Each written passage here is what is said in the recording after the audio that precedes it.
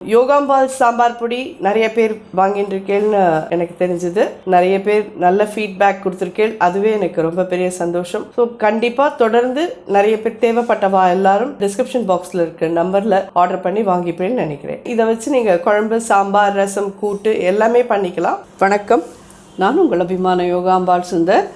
இன்றைக்கி என்ன பார்க்க போகிறோன்னா, இது ஒரு டிஃபன் காம்போ.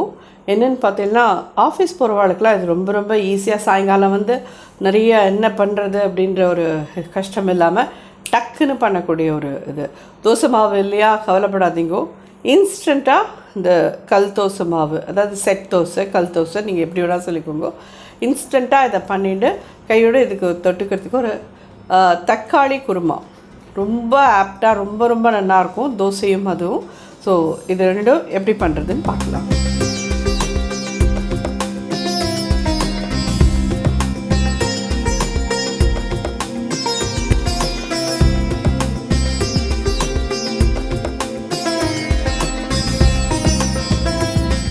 இது எல்லாம் ஈக்குவல் அமௌண்ட் எடுத்துட்டுருக்கேன். அரை கப்பு அவல் நல்லா ஊற வச்சு வச்சுருக்கேன். ஒரு 15-20 நிமிஷமாக ஊறின்ருக்கு. அதேமாதிரி அரை கப்பு ரவா, அரை கப்பு அரிசி மாவு. அரிசி மாவு அரை கப்பு இதில் போடுறேன். ரவை அரை கப்பு, ஊற வச்ச அவல். அது கெட்டி அவல், மெல்லிஸ் அவல், உங்கள் சௌகரியம், உங்கள்கிட்ட என்ன இருக்கோ அதை போடுங்க. இதுக்கு அரை கப்பு தயிர். இந்த தோசைக்கு தேவையான உப்பு ஒரு 3/4 டீஸ்பூன் கிட்ட போடுறேன். இது நல்லா ஃபைனாக மிக்சியில் அரைச்சி எடுத்துட்டு தோசை வைக்கலாம். நம்ம இப்போது அடுத்தாப்பில் குருமா பண்ணலாம். ஏன்னா இது அரைச்சி கொஞ்ச நாள் ஊறட்டும். இது குருமா ரெடி ஆகிற வரைக்கும் ஒரு 10-15 நிமிஷம் இது ஊறின்னு இருந்ததுன்னா டக்குன்னு நம்ம குருமாவை முடிச்சுட்டு கையோட தோசையை வத்துடலாம்.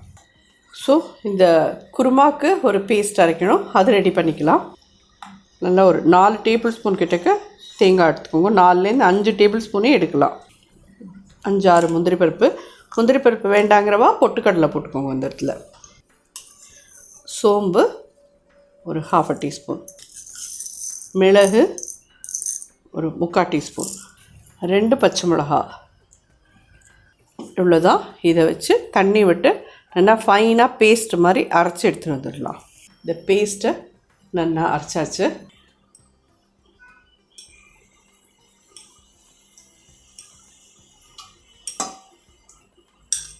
ஒரு 6 டீஸ்பூன் கிட்டக்க எண்ணெய் விட்டுருக்கேன். அட் த சேம் டைம் இதில் நான் கார்லிக் யூஸ் பண்ணல. கார்லிக் வேணுங்கிறவா இந்த பேஸ்ட் அரைக்கிறேன்னு பார்த்தீங்களா, அந்த இடத்துலையே ஒரு 5-6 கார்லிக் உங்களுக்கு சௌரியப்பட்ட பிரகாரம் கார்லிக் வச்சு அரைச்சி அதையும் நல்லா அது பண்ணி எடுத்துட்டு அதுக்கப்புறம் இதில் போட்டு வதக்கினேன்னா நல்லாயிருக்கும். நான் ஜென்ரலாக உங்களுக்கே தெரியுமே, தான் நம்ம கொஞ்சம் கார்லிக்னாலே ஓடுவோம். அதனால் நான் எடுத்துக்கல, அது தப்பாக நினச்சிக்காதீங்க ப்ளீஸ்.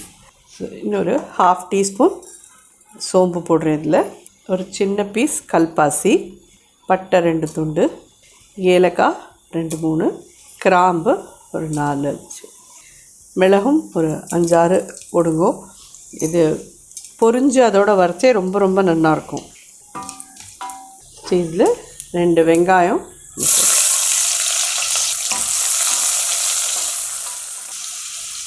ஜஸ்ட் இது ஒயிட் கலரில் தான் இருக்கும். அதனால் கொஞ்சமாக ஒரு சின்ன பிஞ்ச் மஞ்சப்பொடி, 1 டீஸ்பூன் கிட்டக்க தனியா பொடி,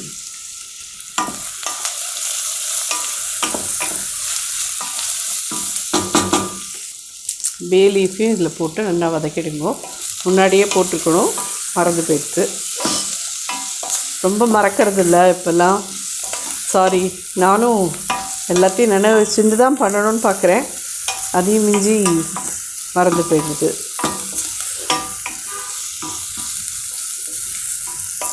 இது பியூர்லி ஆப்ஷனல். இருக்கிறவா போடுங்கோ, இல்லைன்னா இதுக்குன்னு ஒரு கட்டு வாங்கி வேஸ்ட் பண்ணணும்னு பண்ணாதீங்க. கொஞ்சமாக இருந்தது ஹார்ட்லேயே, புதினா பிச்சு போட்டிருக்கேன். இது ஒரு 1/2 கிலோ பெங்களூர் தக்காளி. நாட்டு தக்காளியில் பண்ணினேன்னா இது அவ்வளோ தூரம் நல்லா இருக்காது. பெங்களூர் தக்காளியில் பண்ணினேன்னா தான் நல்லாயிருக்கும். அதை இதில் ஆட் பண்ணலாம்.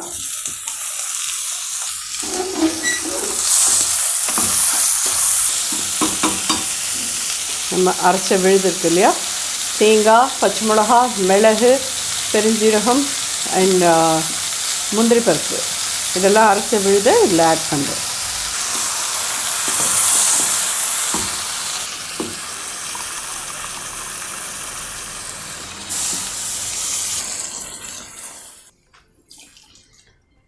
ஜஸ்ட் நல்லா பெரிய கப்பால் 1 கப் தண்ணி இந்த தக்காளிலாம் முங்குற அளவுக்கு இதில் விட்டுருங்க போகிறோம்.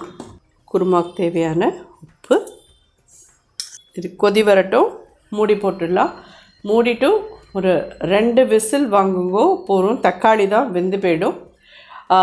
அதுக்கப்புறமா திறந்துட்டு தேவைப்பட்டால் ரொம்ப நீர்க்க இருக்குன்னா நம்ம கொஞ்ச நேரம் கொதிக்க விடலாம். ஸோ இது கொஞ்சம் ஒரு கொதி வந்ததும் ஒரு தடவை கிளறி விட்டுட்டு, ஏன்னா அடியில் போய் உட்காந்துடக்கூடாது எதுவுமே, அதனால் ஒரு கிளறி விட்டுட்டு மூடி போட்டு மூடிடலாம். ரொம்ப ஜோராக இருக்கும் இது. ஹார்ட்லி இது முடியறதுக்கு ஒரு 15 நிமிஷம் அதுக்குள்ளே இந்த தோசை மாவு, இன்ஸ்டன்ட் தோசை மாவு ஊறின்னு இருக்கும். அதை அரைச்சின்னு வந்து அதையும் நம்ம அப்படியே அரைச்சி ஊற வச்சோன்னா இது முடிஞ்ச கையோடு தோசையை வாத்து எல்லோரும் சாப்பிட்றலாம். ரொம்ப நல்லாயிருக்கும் இது.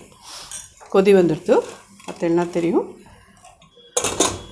மீடியம் ஹையில் வைக்கிறேன். 2 விசில் வரட்டும், பார்க்கலாம்.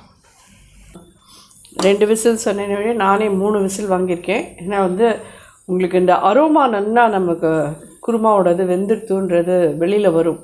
அது வரத்துக்கு 3 விசில் ஆச்சு. ஸோ 3 விசில் நல்லா வாங்கி இறக்கிட்டேன். அது வந்தால் தான் உங்களுக்கு நல்லாயிருக்கும். இந்த ஸ்டேஜில் இதை இறக்கி வச்சுக்கலாம். ஓகே, ஸோ இது நல்லா ப்ரெஷர் இறங்கட்டும். கல் நல்லா காயணும். காயாத தோசை பார்த்தோன்னா சரியாக வராது. கல் நல்லா காயணும்.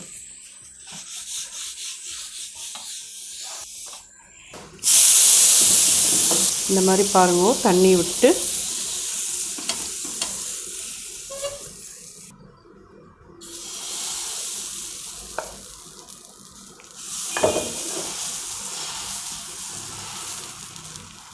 அடுப்பு சின்னதாக்கிடுங்கோ. ஃபியூ ட்ராப்ஸ் எண்ணெய். நல்லா சைடெல்லாம் அந்த மாவு மாதிரி இருக்கு இல்லையா, அதெல்லாம் நல்லா அதாகணும். அது வரைக்கும் பொறுமையாக இருந்துட்டு பண்ணினீங்கன்னா நல்லா வரும். அடுப்பை கொஞ்சம் பெருசாக வச்சு பண்ணினா என்ன ஆகும்னு கேட்டேன்னா கொஞ்சம் ஒரு டார்க் ப்ரௌன் ஷேடில் வரும். அவ்வளோதான். அது ஓகே, உங்களுக்கு பரவாயில்ல பிடிக்கும் அப்படிங்கிறவோ அப்படி பண்ணிக்கோங்க.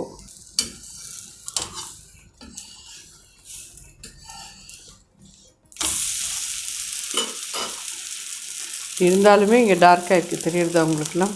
இது கொஞ்சம் அவல்னால அப்படி தான் ஆகும். ஆனால் தோசை அவ்வளோ சாஃப்டாக இருக்கும், ரொம்ப டேஸ்டியாகவும் இருக்கும் நிச்சயமாக.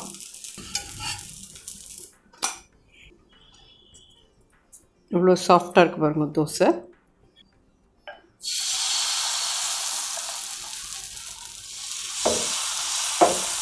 மைல்டாக ஸ்ப்ரெட் பண்ணுங்க. 2 ட்ராப்ஸ் எண்ணெய். அடுப்பு சின்னதாக தான் இருக்குது.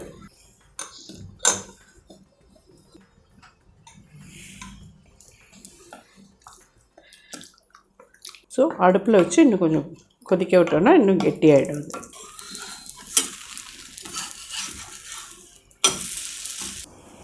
இது அடுப்பில் வச்சு ஒரு 2 கொதி வாங்கலாம். கொஞ்சம் நல்லா திக்காகும். அப்போ தான் கொத்தமல்லி,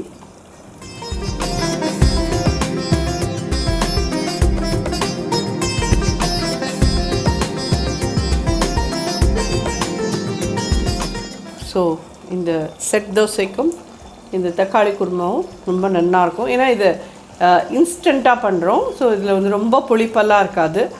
இந்த தக்காளி குருமா நல்ல காரசாரம். மிளகு தான் மெயினான இதில் போட்டிருக்கோம். மிளகு அண்ட் பச்சை மிளகா காரத்தோட ரொம்ப நல்லாயிருக்கும் இதுக்கு. இது ரெண்டும் நல்ல காம்பினேஷன். கண்டிப்பாக ட்ரை பண்ணி பார்த்துட்டு எப்படி இருந்தது எனக்கு ஃபீட்பேக் சொல்லுங்க.